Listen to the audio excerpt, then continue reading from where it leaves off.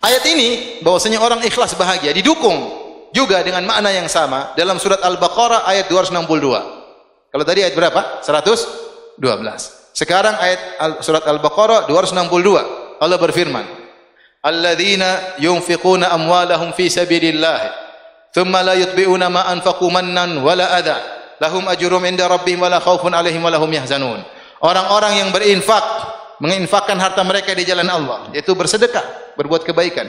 Thumma la yutbi'una ma anfaqu mannan wala adha. Kemudian mereka tidak mengikutkan infak mereka dengan man dan adha. Man itu merasa punya hutang budi sama orang.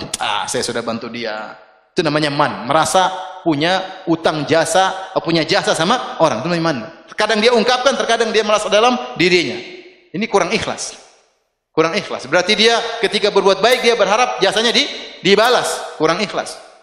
Wala adzan, dan dia tidak mungkit-mungkit untuk menyakiti orang tersebut. Saya kan sudah pernah bantu kamu, kamu lupa ya waktu kamu lagi susah.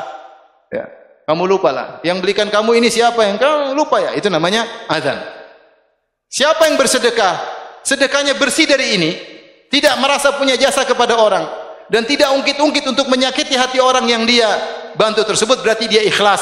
Orang ini kata Allah, fala khaufun lahum ajrum inda rabbihim wala khaufun alaihim wala hum yahzanun. Mereka dapat pahala khusus di sisi Allah dan mereka tidak khawatir dan mereka tidak bersedih. Kenapa? Karena mereka ikhlas. Ini penting ikhwan, yang buat kita tidak bahagia karena kurang ikhlas. Tapi kalau kita ikhlas, semakin kita ikhlas kita semakin apa? Bahagia. Karena kita tidak butuh komentar dari orang lain dan kita tidak butuh balas budi dari orang lain. Apa kata Allah tentang para penghuni surga? Mereka berkata, innama nut'imukum liwajhillah. Sungguhnya kami ini memberi makanan kepada kalian karena mencari wajah Allah, karena ikhlas. La nuridu minkum jazaan wala syukura. Kami tidak butuh balasan dari kalian dan tidak butuh terima kasih dari kalian. Di antara ciri-ciri orang tidak ikhlas, dia menunggu. Perhatikan, menunggu dipuji, menunggu dibalas kebaikan, itu tidak ikhlas. Cek diri kita. Ketika kita berbuat baik kebaikan, kita butuh nunggu dipuji enggak? Berarti kita masih enggak beres. Ini merusak kebahagiaan kita. Kita masih nunggu enggak dibalas kebaikan kita oleh dia? Kalau kita masih nunggu berarti belum ikhlas. Intidharus thawab minan nas. Menanti-nanti ganjaran dari manusia. Jangankan mendapat, menanti saja itu berarti belum ikhlas. Maka ini yang menunggu merusak kebahagiaan. Orang semakin riya, semakin ingin diakui. Sebagian orang mungkin ingin tampil selalu perfect, top, agar dipuja, agar diakui, agar dihormati, agar dicium tangannya, agar selalu. Ini orang tidak bahagia. Hidup dalam kesemuan. Kebahagiaan itu di hati, bukan dari komentar manusia sama kita. Kebahagiaan itu cahaya yang Allah berikan dalam hati manusia. Meskipun tidak ada orang lihat kita, kita bahagia sendiri. Tidak butuh pengakuan orang lain. Tidak butuh pujian sanjungan orang lain. Satu dunia mencemooh, memaki-maki, tapi kalau Allah kasih bahagia, tetap bahagia. Satu dunia muji-muji, tapi kalau Allah cabut kebahagiaan, tidak bakalan bahagia.